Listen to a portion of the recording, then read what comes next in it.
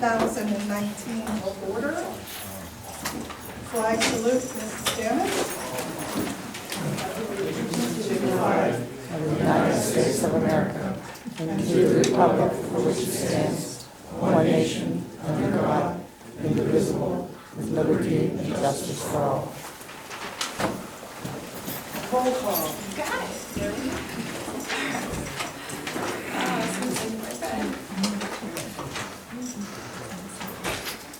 Mr. Kraus. Here. Ms. Stamets. Here. Ms. Blosser. Here. Mr. Lavasser. Here. Mr. Valshoff. Here. Mr. Amendola. Here. Ms. Perry. Here. Mayor Bloom is absent.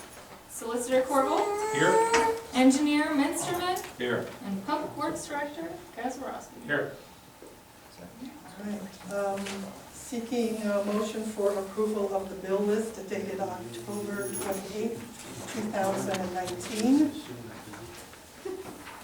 So moved. Second. All in favor? Aye. Opposed? Motion passes. Seeking motion for approval of the minutes of the meeting dated October 14th, 2019. So moved. Second. All in favor? Aye. Opposed? Motion passes. So moving on to citizens' comments. Jerry, Yes. would you like to come up to the microphone, or do you need to sit down? No, I'm okay. All I'm right. only gonna talk real quick. Okay. I'm here in concern, I was down talking to the borough manager today, and she informed me that Highland Avenue is, unfortunately, does not look like it's gonna be paved this year. This is something that's been going on for 4 years now, trying to fix this road. I gave the engineer some pictures of the alley. There's one part of the alley that's only 3 foot wide. You're dragging linkages of your steering on your car on the road now. 2 people have fallen in that alley. One, an older gentleman, cracked his head open. Another, his daughter fell. She had to go to emergency for her ankle. There's children that use that alley. There's 17 cars that use that alley daily. And it's like this, if you're not gonna pave it this year, what are you gonna do like tomorrow morning? Because we're all tired of not being able to drive up the alley to get to our homes. I hear you. I hear you. We will, do we have anything, either, Rob? Yeah, we could patch it. Jerry was actually in my office last week, and I told him that there might be a delay with the paving program because of the lateness Because of of the year. weather, I yes. said, I'll get my crew up here to patch it, and he said, no, you'll want us up here to patch it. No, I didn't say that. I said, you said that That's what he you're said. emailing the contractor right now about the situation, I'll get back to you. I never said I didn't want you to go up Not there. true. I would take Okay. anything up in that alley. Okay, Here's the Rob. question, Just let it go, Rob. who makes the decision that the alley is not gonna get paved now? Okay. Rick, do you want to talk about the situation with the 2019 paving? Yes. I'm The, gonna sit down. Okay. Essentially, the paving program kicked off with a pre-construction meeting in July of this year. The contract itself, the work that needs done, is probably a 30 to 45 day, calendar day type of project. The issue here isn't the duration of the work or the complexity of the work. It's the contractor's inability to show up to work. So they just came last week. The actual contract deadline completion date is October 7th. So they came after the completion date. So this is just negligence, in my opinion, on the contractor to show up to do his obligated work in the contract. So there's not a lot we can do other than just continue communication during that process in the hopes that he would complete by the completion date. Obviously, if he shows up after that date, it isn't going to work. Sometimes, though, if the situations present themselves, if the temperature is going to be sufficient, if there's still time to give a quality job, council, the municipal government can extend that contract, even just indirectly, and say, hey, you know, commit to get it done by a certain time frame. We'll excuse the indiscretion of you missing your deadline, and we'll get this done. I think we've lost that opportunity as it relates to a situation where we would get quality conditions to do paving, superior paving, which is what you're looking for the price you're paying. And so, you know, we've recommended to let the contractor continue the prep work. So to install, remove and install, I think there's 20 handicap ramps, concrete handicap ramps that they're working on now. Finish those, any other prep work, fill the, any cuts or holes that, you know, to install these ramps with binder, and wait until the spring to do the paving. We need temperatures of 40 degrees and rising, ambient temperature, as well as a 40-degree temperature of the ground surface itself. Otherwise, the paving is out of spec and is likely to fail prematurely. So we're not recommending, we don't see the temperature coming up. They probably won't finish the ramps, the concrete ramps even, for another week to 10 days, possibly 2 weeks. So with that all said, it seems most prudent to wait. Now, I know there are frustrations as it relates to, you know, Highland as well as any other street that was anticipated to be done this year.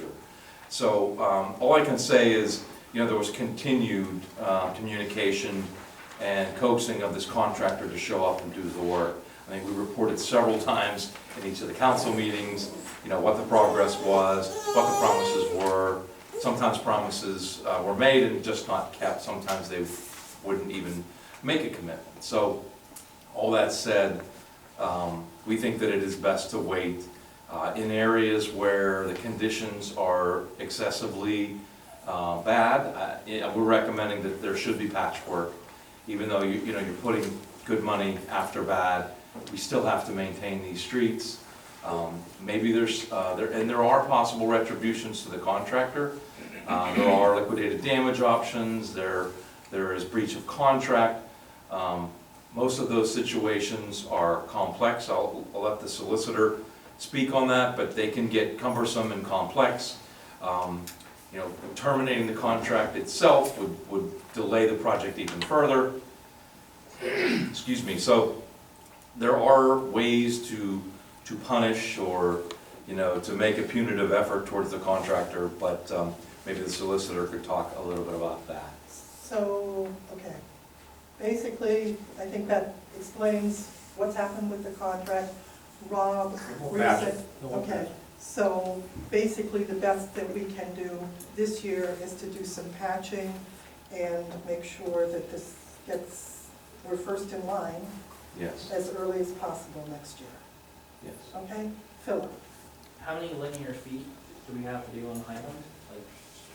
Like, It's a small project, I don't have it in front of me. so can we get some millings and roller compact it and just take care of that? Would that take care of? Millings won't work there. We could hot patch it. There's nothing there. So, Yeah. or if we got, you know, modified or 2D, anything, stone, would stone No, help for the winter? help with the slope, we're gonna have to patch it. We'll have to patch it and try and get through the winter season, fall, winter season, until next season. After every rain, it fills the bottom of the street. Okay. It definitely, that's why it was on the list, it definitely needs redone, repaved. That was one of the streets that was on the list, and that's why it was on the list, because of the condition of the Right. street. Unfortunately, I think we had delays throughout the year. We did patch it earlier in the year, but that failed, and you had to repatch it. So the only option we can do is go with hot patch. Get a day where we can go out and get a wood hot patch and patch the alley, and make it passable until next spring. Thank you. It's about 300 feet long. Great. Okay. Thank Hey, you. I just have one comment. The handicap islands that you're putting in, wouldn't that be considered new construction? Yes. Then why did the contractor jump ahead when he should have took care of the old business? I'm just curious how he got away with this, and he's not gonna get penalized. I understand what you're saying, you have a contract with him, but for 6 months, we're the ones that paid for it, and he's walking away. Okay, I'll get you next year. I mean, it's crazy. Well, Yes, it's up to council's purview to decide what, if anything, to do to enforce that contract. But as far as the ramps and the paving were all one contract, so it isn't necessarily new or old construction. That's what I was getting at. Ramps have to be done Who first. directed, who made what priority?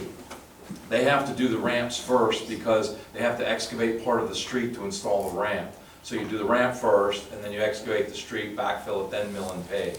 If you do the ramp second, then you'll have a cut in the new pavement, so it's preferred to have the ramp done first. So that's Plus- standard standard standard Those are all- process. No, I meant.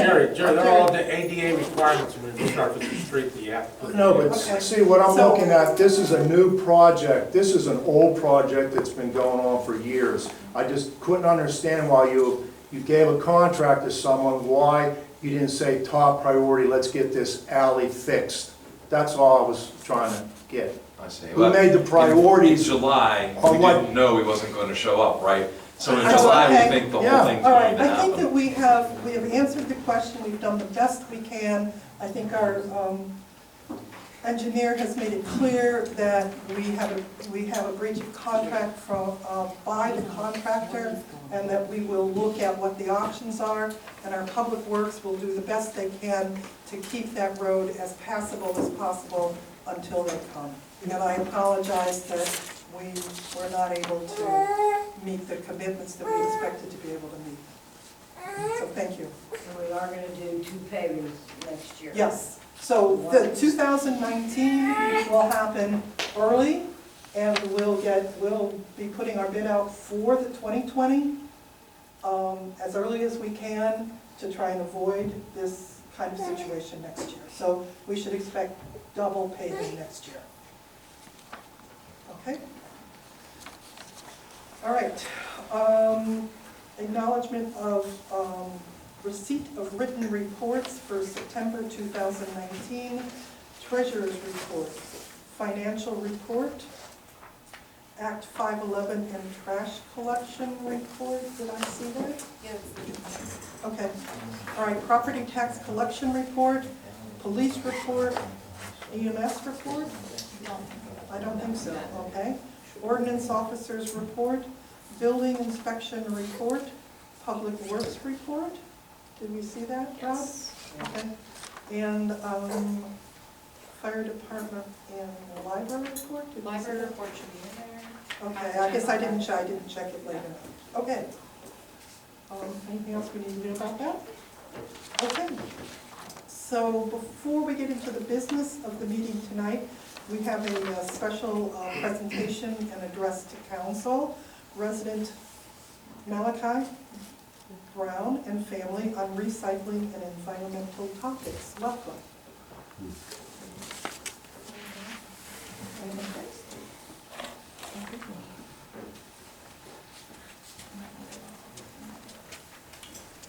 Okay, can somebody maybe bring one down for him? Thank you.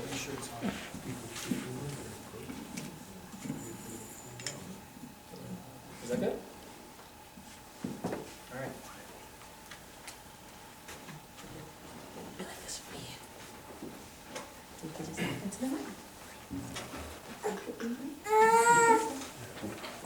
Good evening. My name is Malachi Brown. I love Jesus. I love my family. I love people. I love animals. I stand for environmental peace, and I really like Crafton where I live. It bothers me that we don't recycle every tree. In Germany, people don't get their garbage picked up. They have plastic or cardboard in their trash.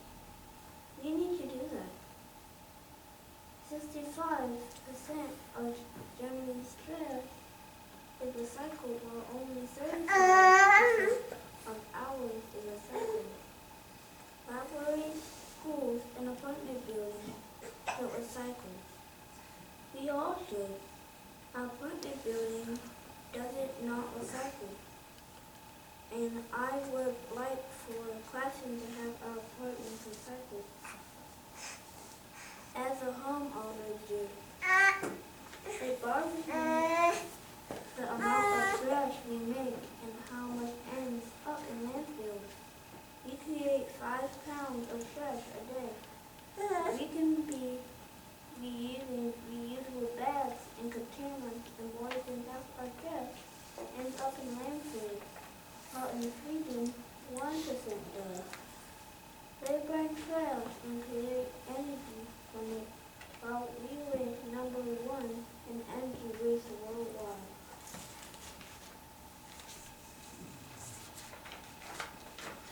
This all hurts animals and people. The sea turtles swallow plastic bags eating their jellyfish and die. The mommy bird gives plastic to their babies accidentally and they both die.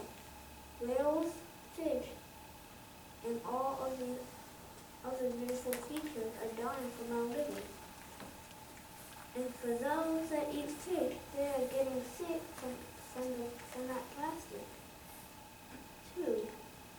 By 2050, there will be more plastic in the ocean than fish. We can make a difference and stop this. I want clean air, clean water, and clean soil. I want the turtles and birds and fish to live. I'm learning and hoping that others will learn with me. I hope we all use less trash and recycle. Thank you. Thank you very much.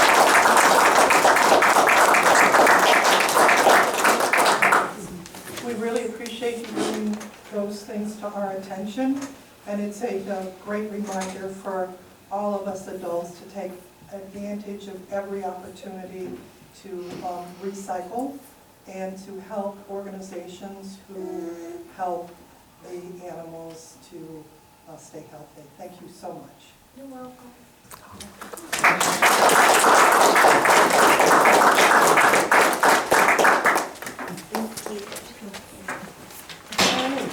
You're welcome. Good job.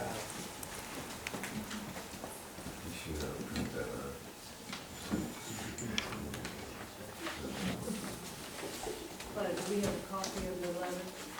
I will get one. I will get one. Do you want this copy, please? It's a little one. All right, moving on to the President's report. I have just a couple of things tonight.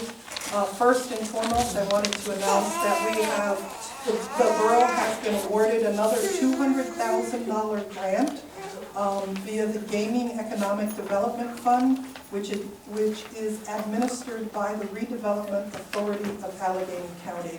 This was awarded on Friday afternoon.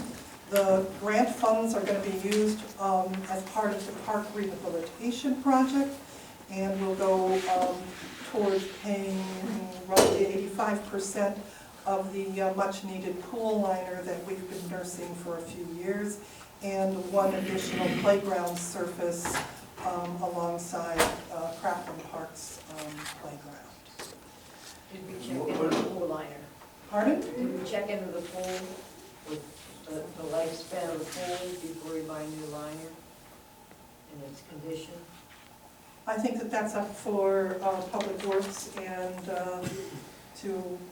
to assess. Our understanding is that, Well, the condition of the pool right now, the liner itself is in the failing stages, it needs replaced.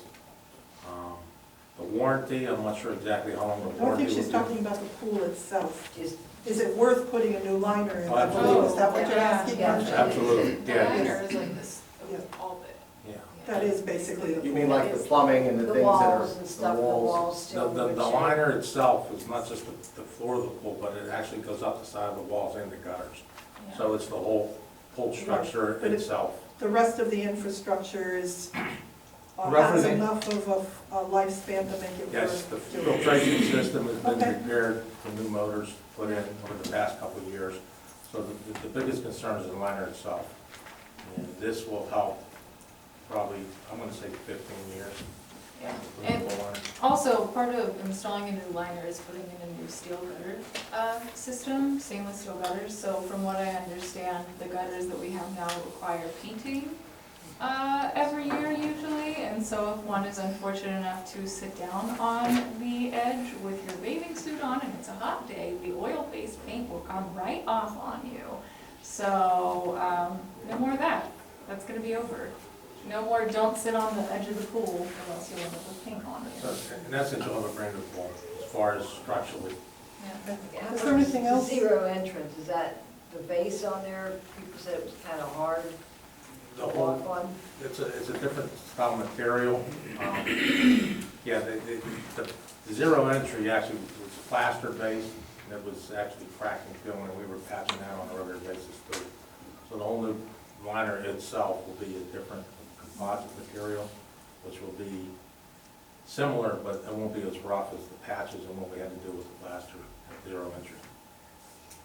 Okay, does that answer your questions, Marcia? Just wanted to report that we had our first budget meeting, which was long but productive.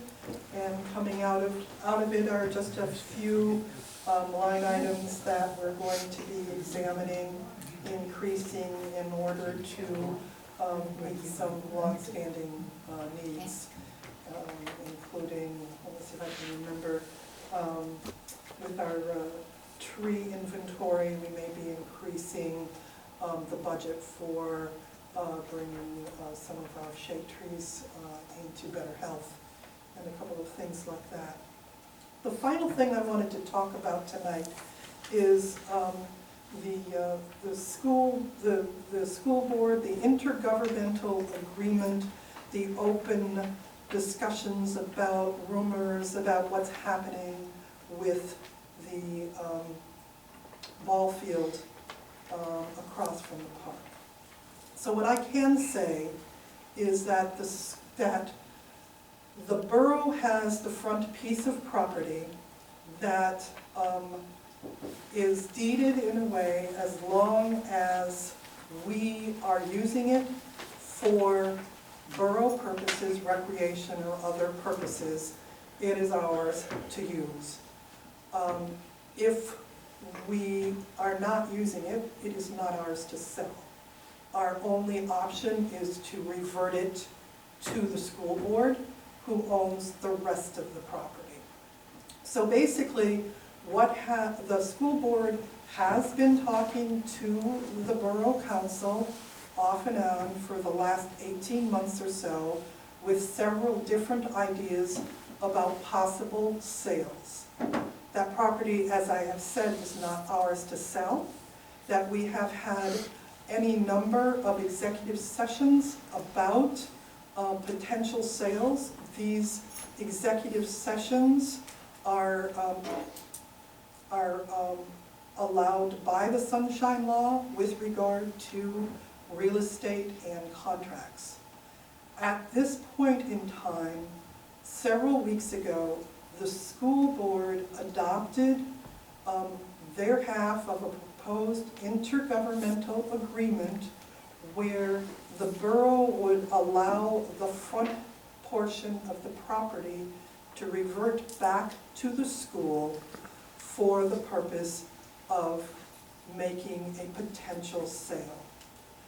At this point in time, we have not entered into any agreement to do so. If, unlike the school board was able to pass it with a motion and with no further fanfare at a single meeting, and they did not evidently have to take community input.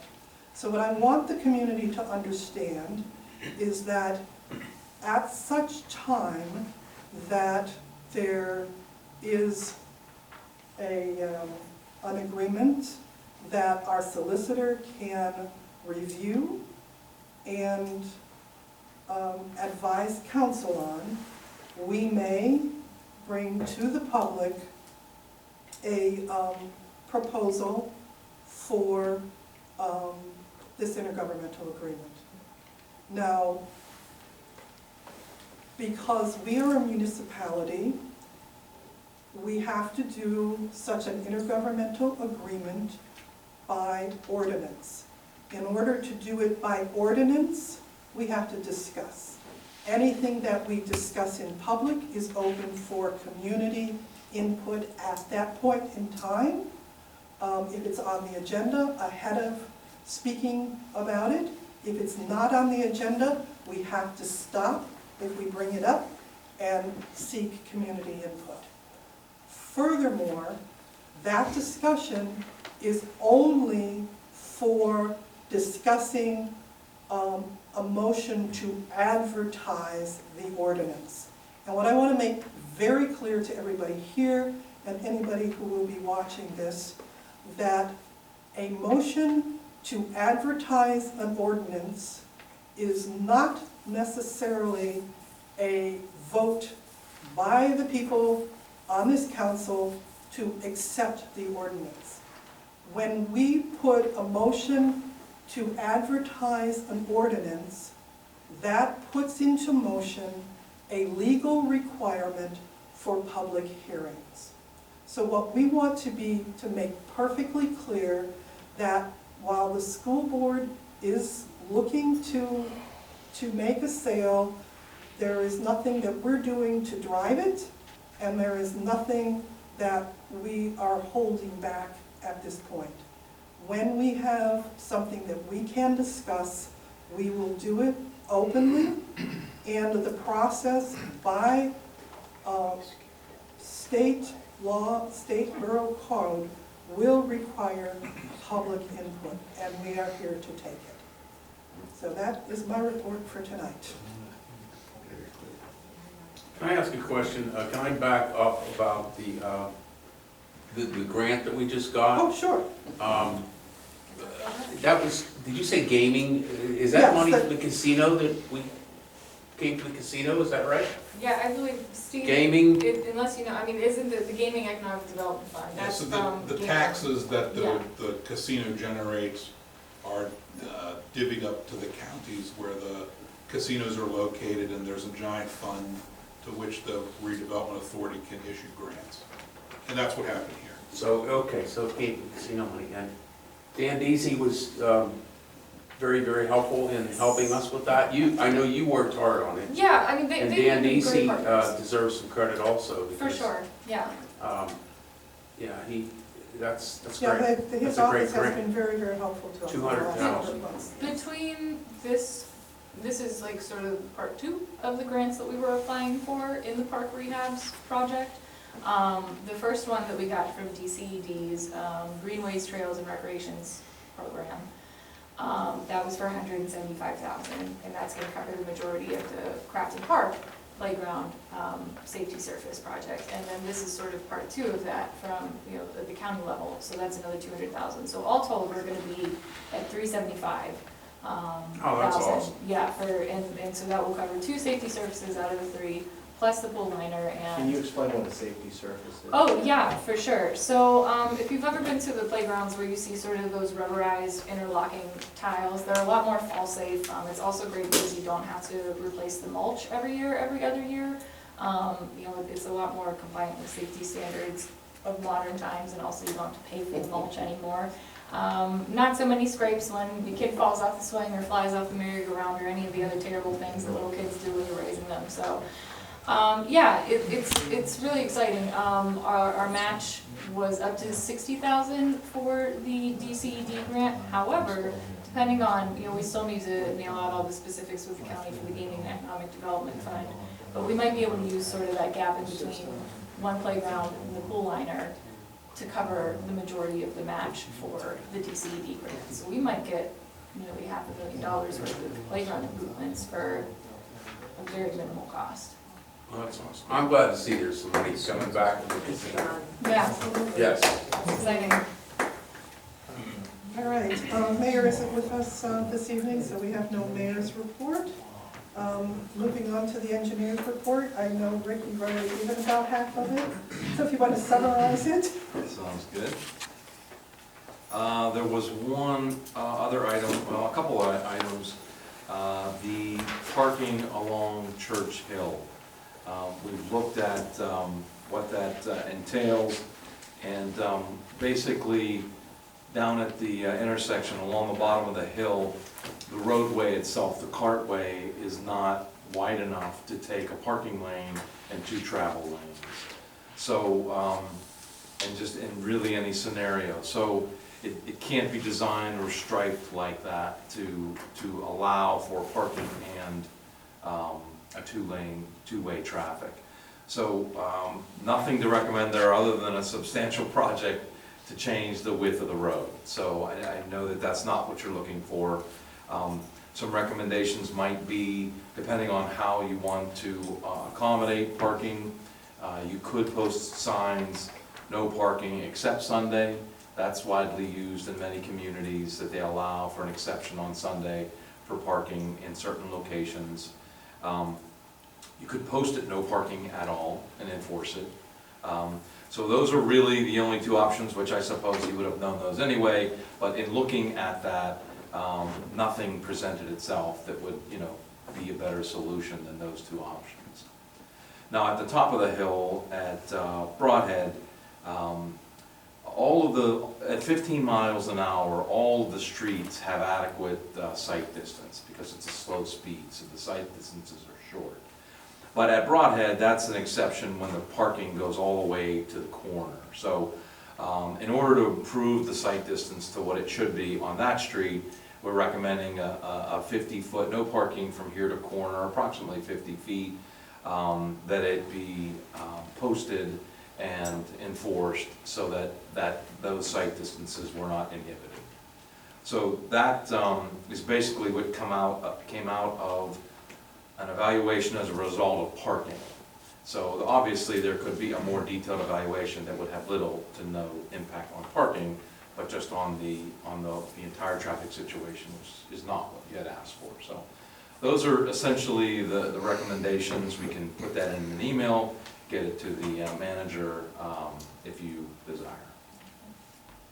Does anybody have any questions about this?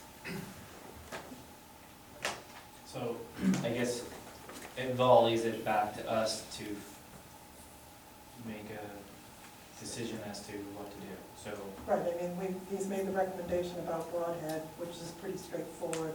The other one looks like we have to have a little more discussion.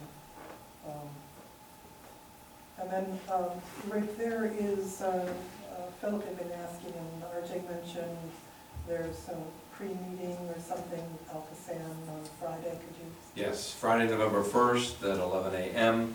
is the pre-application meeting for the GROW grant Cycle 5. You recall we were approved for 2 grants in Cycle 4. So this would be a meeting to talk about additional funding for Crafton Boulevard, because we capped out at the max, the $2 million. So we're looking to find additional funding for that project. And also we'll have all the other projects that have been presented to Alcosan in case they want to discuss them. But as far as, there's no offering of those projects, it's just if they want to talk about them, we'll have that information too. And then council will have to decide. We have plenty of time. I believe it's February of next year when the applications are actually due. So it's just to discuss opportunities, make sure the funding's not changing, it's getting reduced, it's getting eliminated, right? Each year they spend, there's a finite amount of years that this funding will be available. They just raised the maximum from 2 million to 10 million. I've got some concern about that. My suspicions are the city of Pittsburgh may be coming in with some bigger projects and be sucking up some of those funds rather quickly. not just buses, right? That's right. So in any event, so it's just, it's good to meet with them, keep the pulse, make sure they know that there is work here, and keep them interested in the projects that we have, so when you are ready, they will be well received.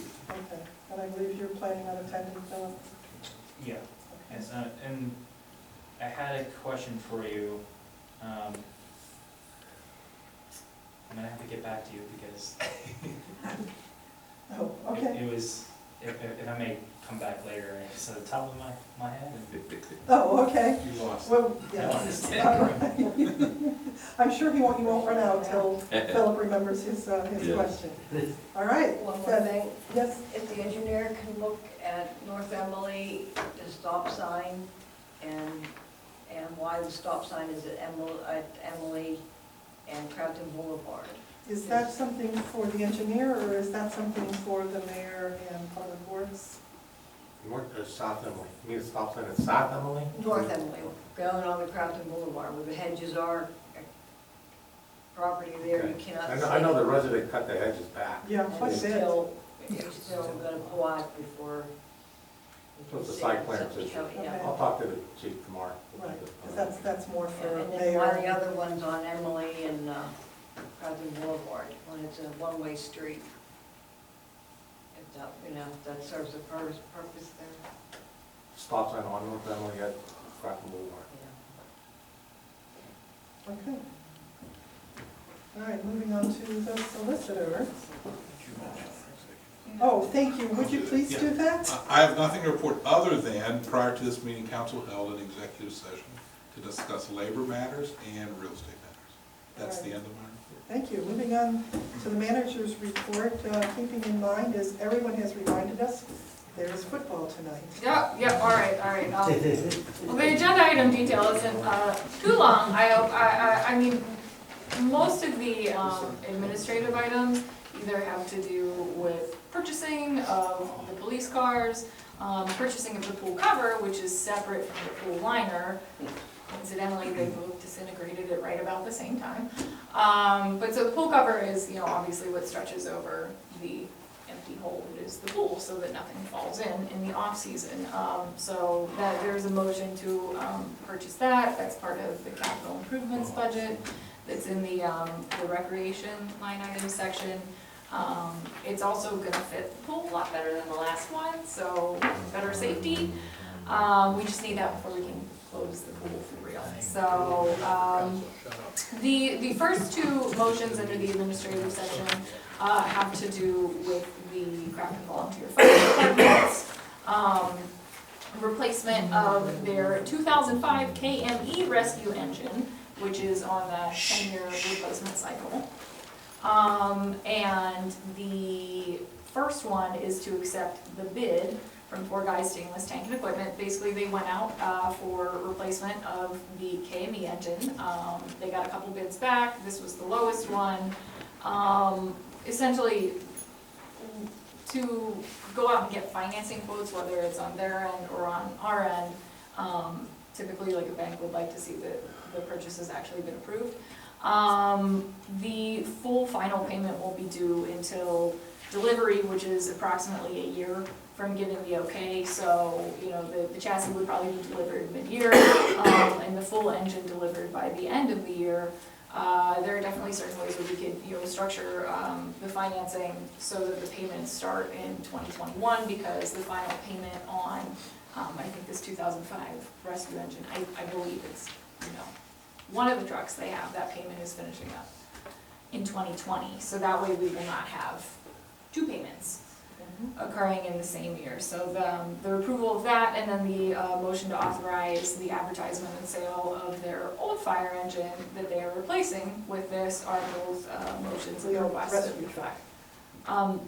Rescue engine, yeah, sorry, yep. Those are both motions that have been requested by the fire chief.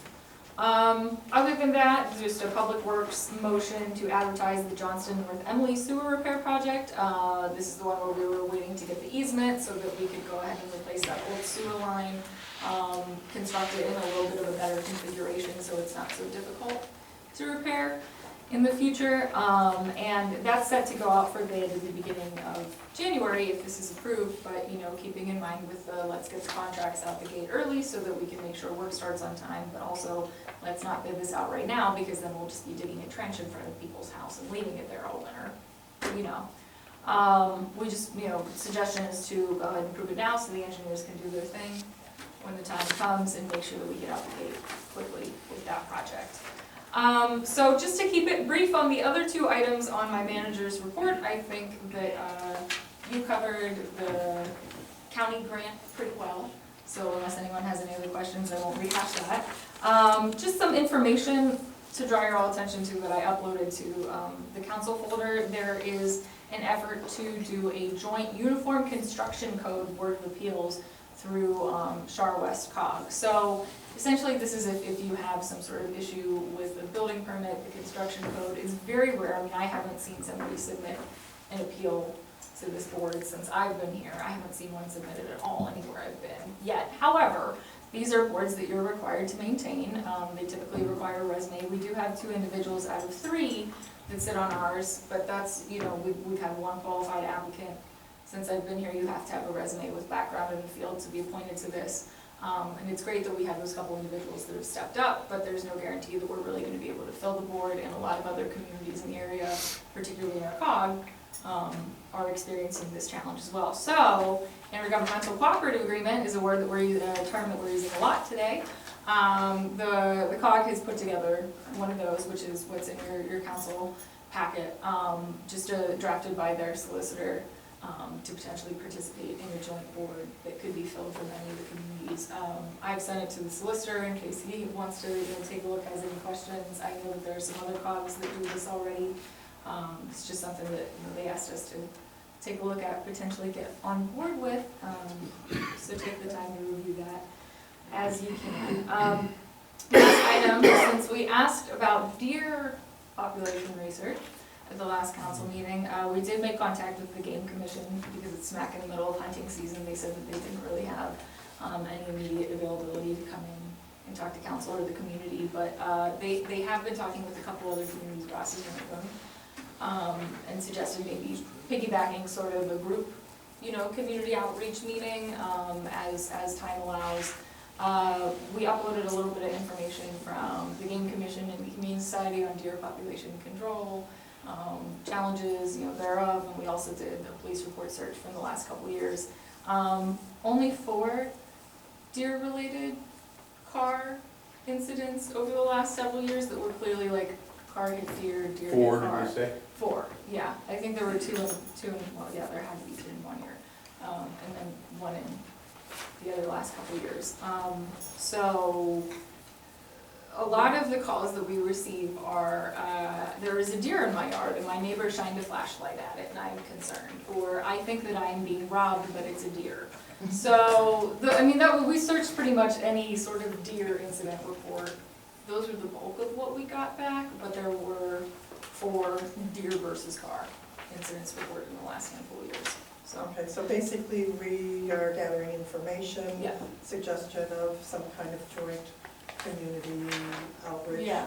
once hunting season is over. Right, and all of that info, again, is uploaded in the online council packet, so if anyone has any, interest in reviewing that, it's there at your leisure. That's it. Thank you. Well, moving on to the business agenda, let's see if we can work through these motions.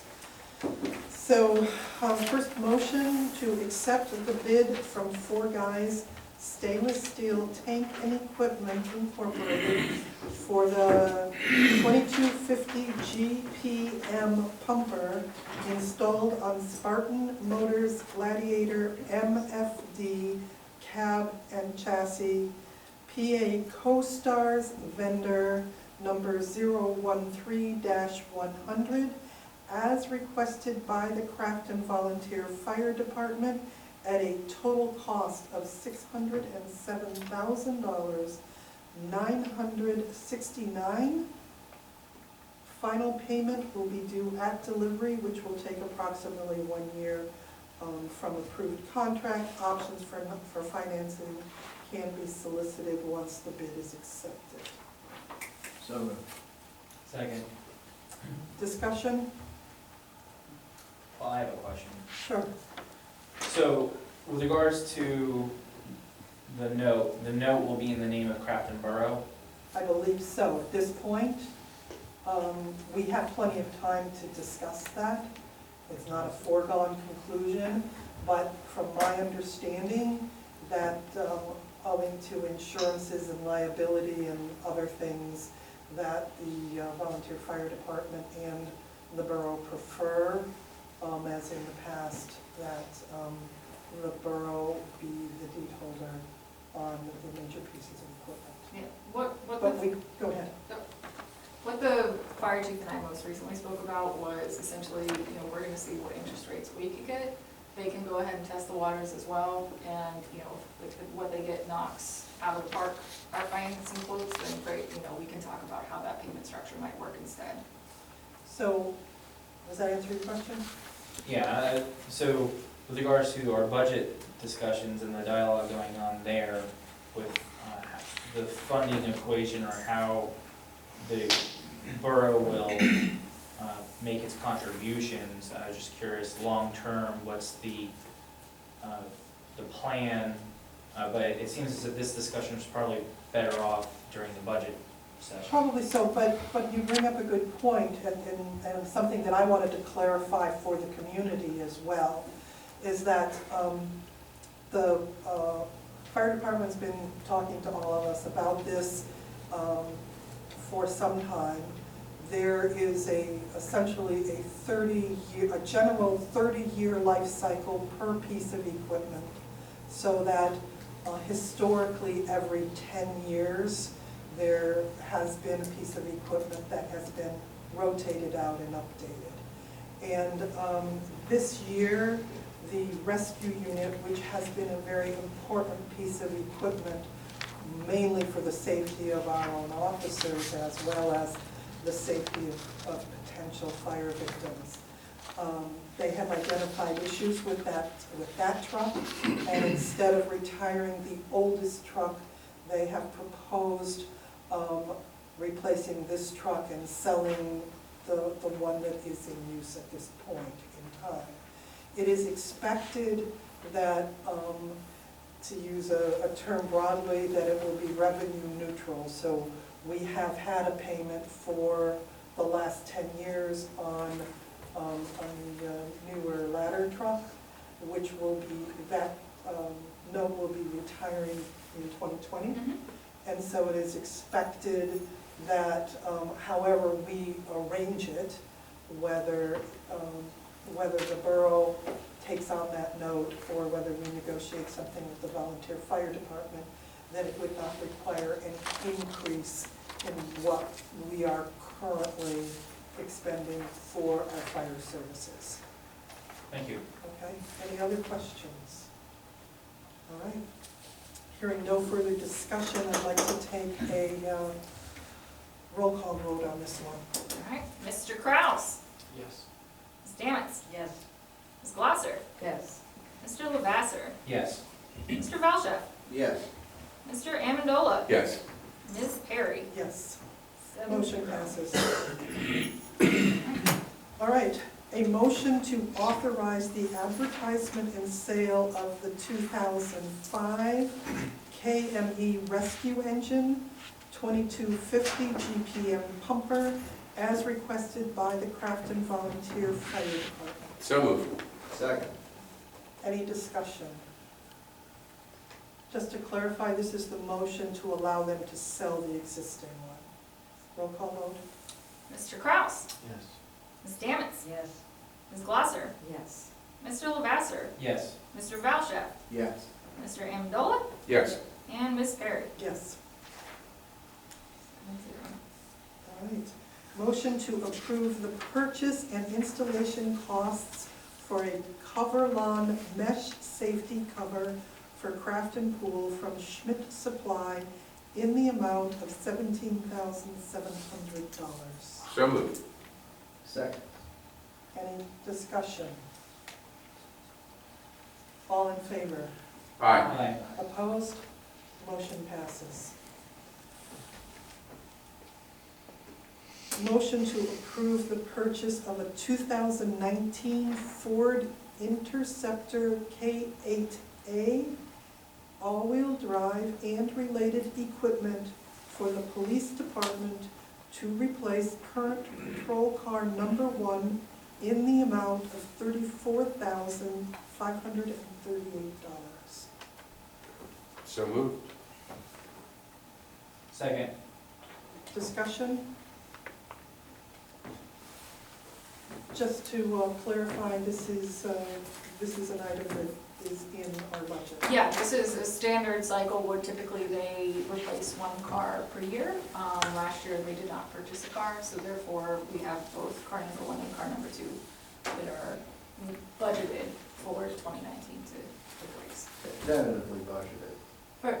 Well, 2019 was budgeted. Oh, this is Yes. in the 2019 current budget. budget. This Yes. is That's in why our I'm not budget for together this with year. Yeah, okay. And so that's what I was we're- clarifying, this is not an So exception we're to also budget. budgeting again for next year?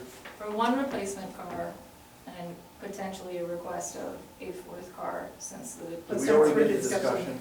Pardon? Are we already on discussion here? Yes, we have, Okay, we have two motions. These are for the ones, both of these motions are for the ones that are already in the 2019 budget. And the current condition, we can't forego the purchase of one of them, they're just too bad. Because we didn't replace last year in 2018. So that was pushed forward. Any other questions? You're good? I'm good. All right. Let's take, so we have a motion, a We second have to- discussion, Okay. and let's take a roll call vote on this one. Mr. Kraus? Aye. Ms. Stamets? Yes. Ms. Glosser? Yes. Mr. Lavasser? Yes. Mr. Valcha? I'm gonna abstain. Mr. Amendola? Yes.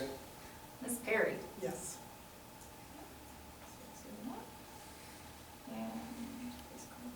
And then a motion, a second motion, to approve the purchase of a 2019 Ford Interceptor K8A all-wheel drive and related equipment for the police department to replace current patrol car number 2 in the amount of $32,388. So moved. Second. Okay, any discussion on this one? Yeah, it's just a administrative question. Why is there $2,000 difference between the different units? Yeah, so that's just the quote that we got from C. Harper to include all of the equipment. It may be that just some equipment was able to be moved from the previous car, whereas they had to buy new equipment for the other one. In addition, I mean, the equipment is largely. It's a small detail, but it's just Right, sort of no, I peculiar. noticed that as well. Yeah, okay, hey, that is also. 'Cause I believe but- one of the benefits of going with model year 19 was that we were going to be able to salvage or reuse some of the equipment versus Mhm. model year 2020, it's a complete Yeah. reconfigure The- of that The vehicle. cars themselves were the same prices, I just know, and the quote sheets are uploaded on the council packet, but I know that the equipment exact itemization was what they're.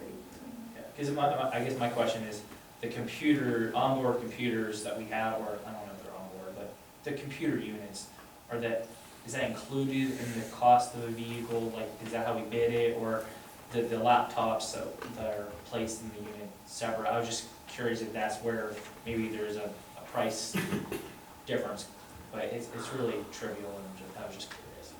Well, I did not look at it that closely, but we'll get your question answered. Yeah, it's just for Okay. future reference, thank you. All right. The reason why I'm abstaining, I wasn't around when we looked at this or did this. No, I get it. The question I would have though is, if that is the case, the retrofitting the gear into the 19 versus the 20, should we forego getting a car next year and pull that into purchasing next year's car as well this year?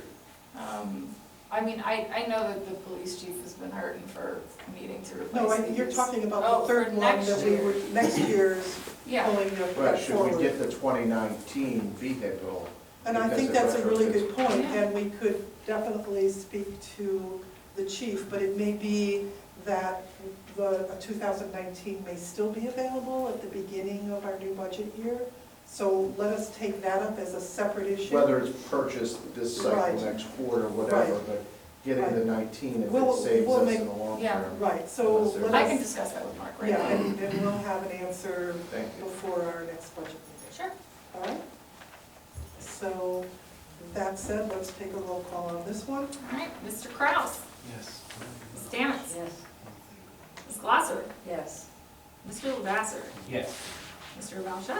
Abstain. Abstain. Mr. Amendola? Yes. Ms. Perry? Yes. 2-1.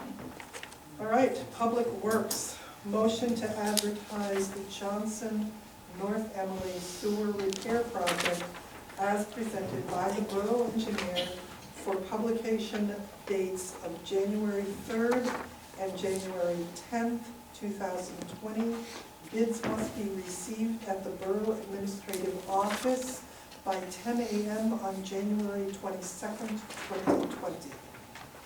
So moved. Second. Discussion?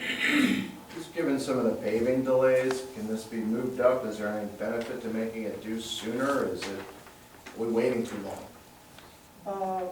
Rick, would that be your bailiwick to answer that question? I think the idea was to bid it in January so that it would be ready in February. The bids would be open in February, then it would be ready to let in March. It's tough to do the work when it's rainy or cold in this situation, so it's best with decent weather. No, that's not. So it's out of the That's gate. not a question. I'm simply Right. just clarifying.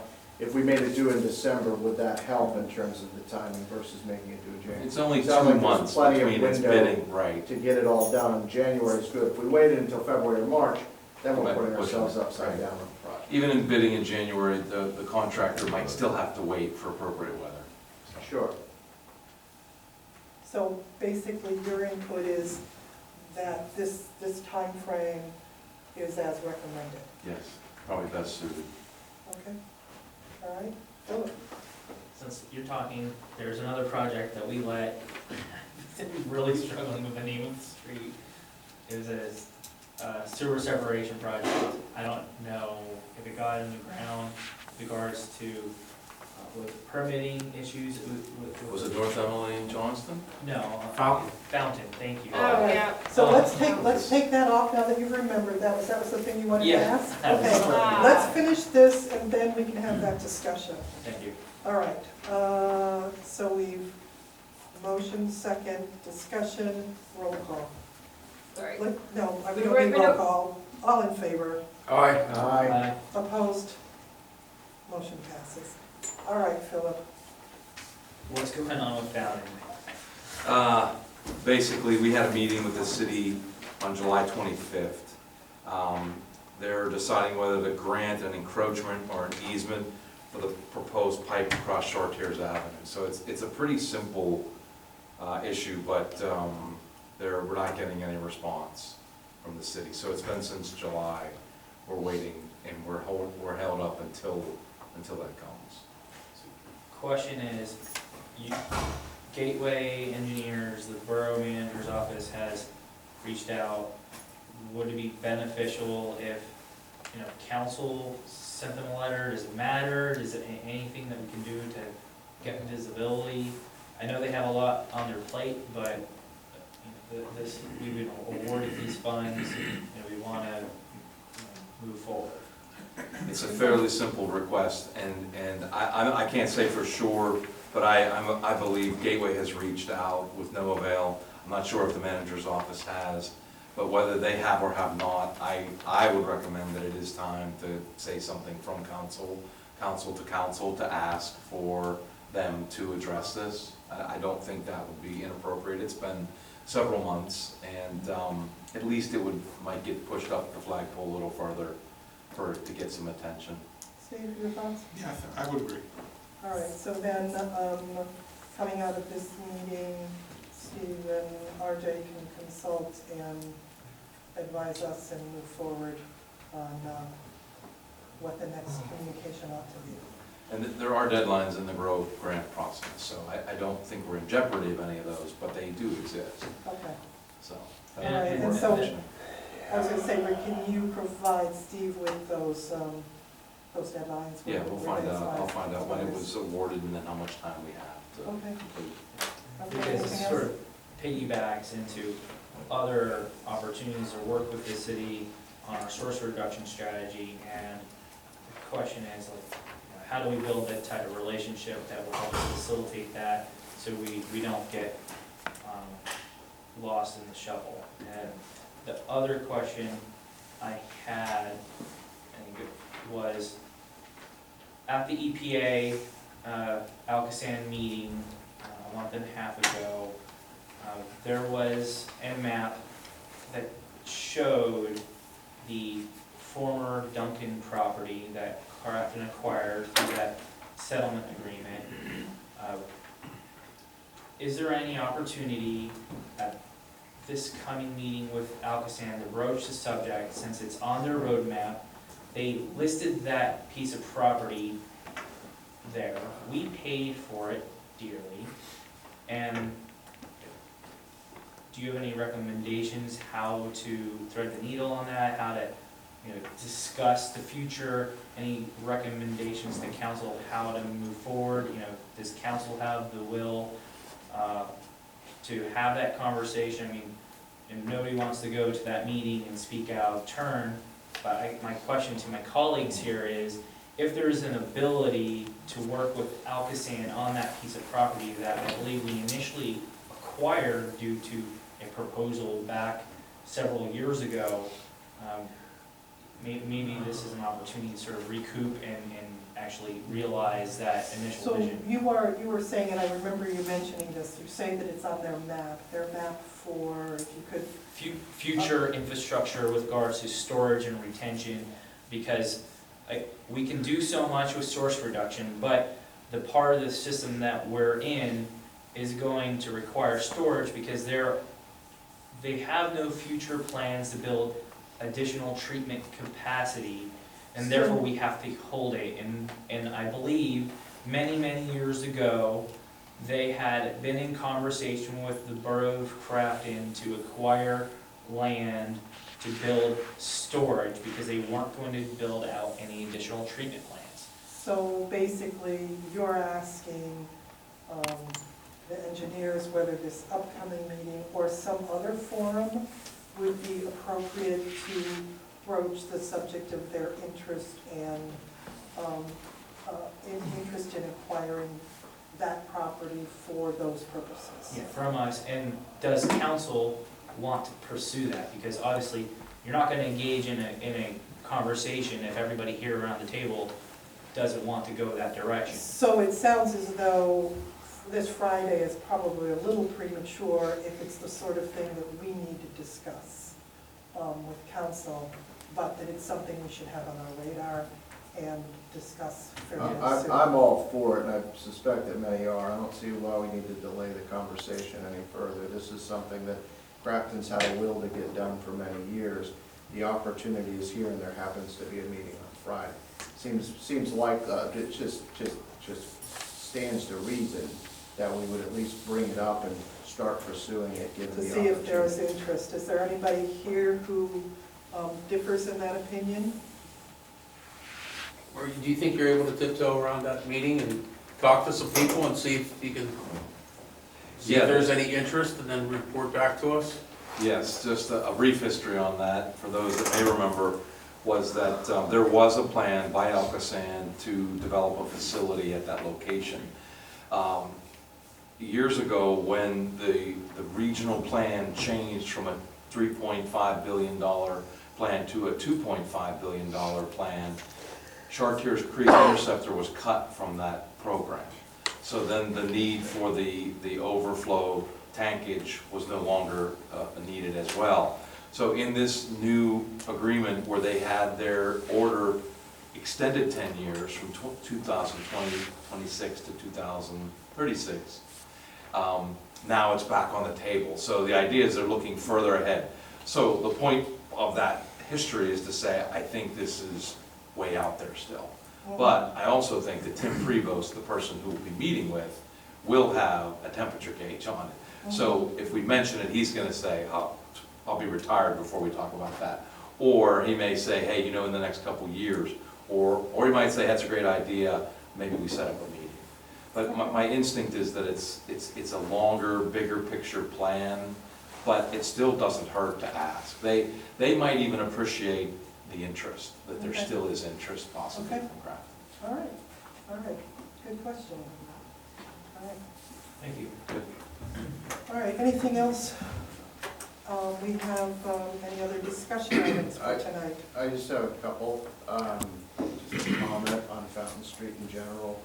Anything more that we can be doing in that area seems to be really beneficial if it needs it. We talked about the signage for CIT looking like we can move away from spray paint and into something more permanent. that So you're sort of asking thing. for, you're suggesting Just- official signage?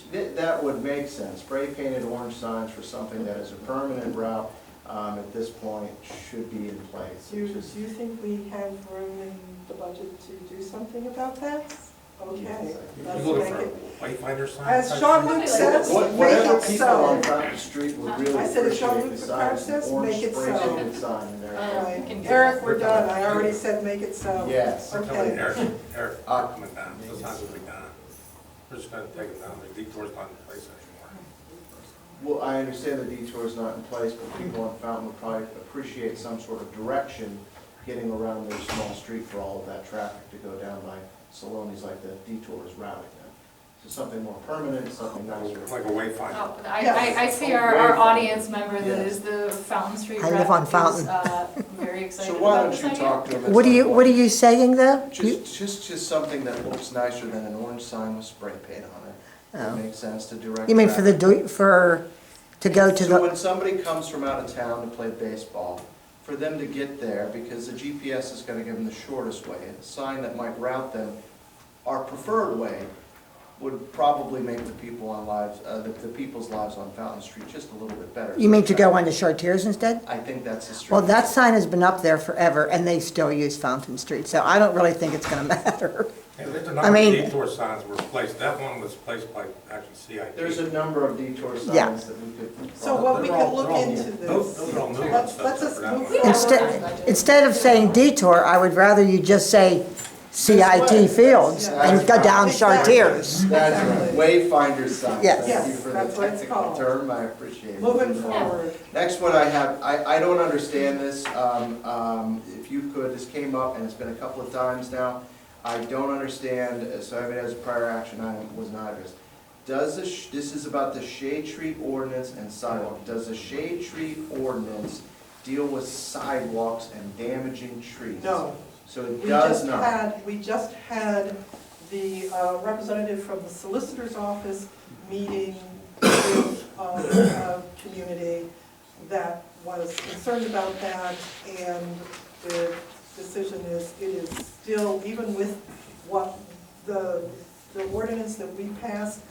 Can I just hand it over to you, Steve? All right. Yeah, I'm The very short confused answer what is this no. means, yeah, okay. I mean, the ordinance does not cover that type of damage. Still the responsibility of the adjacent property owner. So what we need is an inventory that counts the trees that are shade trees, and that's coming back any day now, right?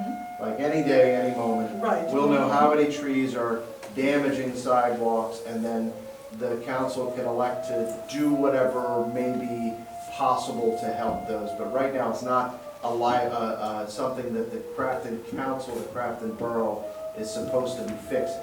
That's right. Okay, by ordinance. Right. But other measures can be taken, but to know the extent of what needs to be done That's what's in requires process. this GIS mapping to take place. So hopefully by the next meeting, we'll have an understanding of what that inventory is. Yes, so you And what can, you can actually the see. scope of this, maybe a grant program that could be moved forward or something like that. Yeah, there, so, kind of similar to the backflow preventer ordinance Uh-huh. program that we did earlier. This year, Brentwood seems to be the one municipality that puts any sort of funds towards things like this. And again, it's just a small amount that they set aside for owners that can apply for either cost sharing of sidewalks or to maintain a list, which, and this is something that actually was mentioned in the 5 plan, to maintain a list of people that are looking to repair their sidewalks so that they can kind of go in on a cost-sharing contract, which I'm more than happy, you know, once we get going to maintain something like that.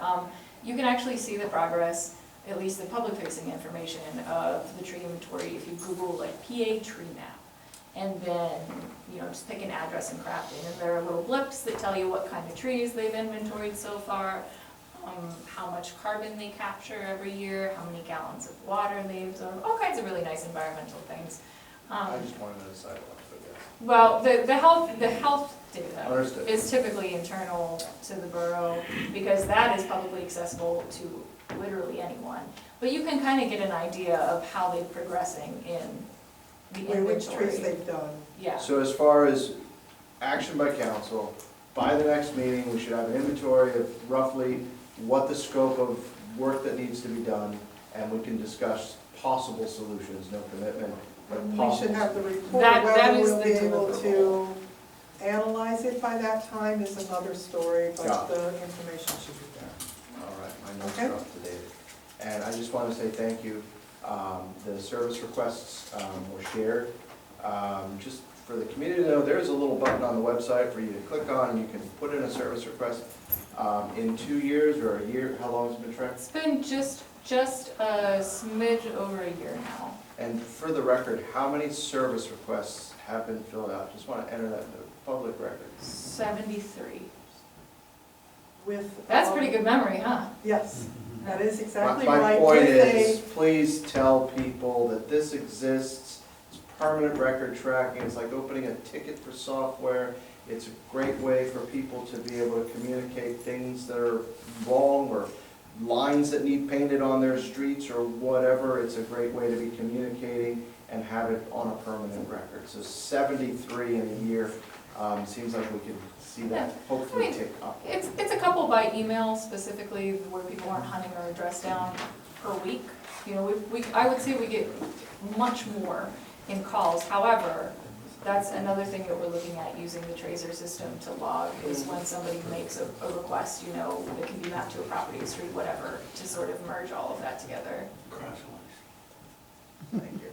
Okay, any other discussion items this evening? Can we put this in the newsletter for next year, in January? What is it? It's my case, little. Oh. Yeah, thanks. Oh, Well, we can yeah, give it to sure. Carissa and get started on the Great idea. first. Yeah, that'd be great. Yeah, absolutely, absolutely. Maybe a picture, oh, they're gone already, but. We can reach out, I mean, we make contact with Eric took pictures. family, Yeah. so. Also, if you do a little Googling of him, you'll see that he's hit a couple of the climate change, rallies, been interviewed. This is not his first public speaking engagement at the ripe old age of 5, so, Get them started young. yeah. All right, did anybody else have any other discussion items? Then Mr. Amendola, would you like to do our community announcements? Sure. The October Planning Commission meeting has been rescheduled for Wednesday, October 30th at 7 p.m. due to some commissioners' scheduling conflicts. Trick or Treat in Crafton will be Halloween evening, Thursday, 6 p.m. to 8 p.m. House tour tickets will be on sale starting November 1st. Contact the Borough Administrative Office for more information about your house tour tickets. Daylight savings time ends on November 3rd. Don't forget to turn back your clocks 1 hour. Election day is Tuesday, November 5th. Polls will be open at 7 a.m., close at 8 p.m. For questions regarding how to locate your voting place, contact the Allegheny County Election Office at 412-350-4500. The budget workshop number 2 will be held on Thursday, November 7th at 6:30 p.m. The Borough Administrative Office will be closed on Veterans Day on Monday, November 11th. And the Crafton Elves are looking for volunteers to help decorate the borough for Light Up Night in Crafton on November 30th. Please contact the Borough Administrative Office if you are interested in lending a hand. All right, do we have any additional citizens' comments? Dan? Dolphins are winning 7-0. All right, well, we then gotta get go. home. Oh my Before we go, Phil, what is the planning commission has a special presentation this week? On historic preservation. Oh, yeah, they're watching a webinar. So it's not a live presentation, it's a webinar? Yeah. Okay, but anybody interested, come along to the planning commission meeting and you can watch the webinar too. All right, if that's it, meeting is adjourned. One quick question. I was waving my hand to you. Okay. I was just curious for the borough manager. The tax we pay, the road tax, $300 and some odd, it's been taking place for a couple of years now. Where does that money fall into budget-wise, or what do you show that you accomplished with the $300 from the taxpayers? Yeah, so the way that it's assessed, it is 1/4 of the total millage that we collect on the real estate, property tax, you know, so essentially, you pay your bill, that 1/4 of the millage gets reserved for road, cartway improvements. So that goes into, you can see that in the road fund budget that we put out every year. Once a millage has been levied, or, you know, AKA, once we set the tax rate, you know, for the road fund every year, whether we spend that money in that year or not, it has to be reserved and designated for those road improvements only. So it can't be reallocated for another part of the budget. So is there any projects that we, you know, successfully did with that money? That's what I was getting at. I believe that the road fund has been around for several budget cycles prior to this, and that's where the paving program has always come out of. I thought it was only like 4 or 5 years we had road tax here. No, it's been that. Really? We can, Yeah. I'll tell you what, we'll look into that history and have the answer to that. Philip? So, there was an application that's going to make it very transparent to you, it's the ClearGov, and you're Right. gonna see Mhm. expenditures with regards to infrastructure be posted there, whether it be coming out of the sewer fund or out of the road fund, it'll be very transparent, you're gonna see where your dollars are going. So the sewer fund are separate budgets held separate from the general fund. And the So you road can see, fund, and the yeah. road fund. Right. So it's very easy to read, easy to see, very accessible. Right, See and what to those answer your projects are. question of the history, when did it start, we'll do a little research. Yeah, I'm Let just everybody curious. know at the next meeting. All right, if that's it, meeting adjourned. Thank you.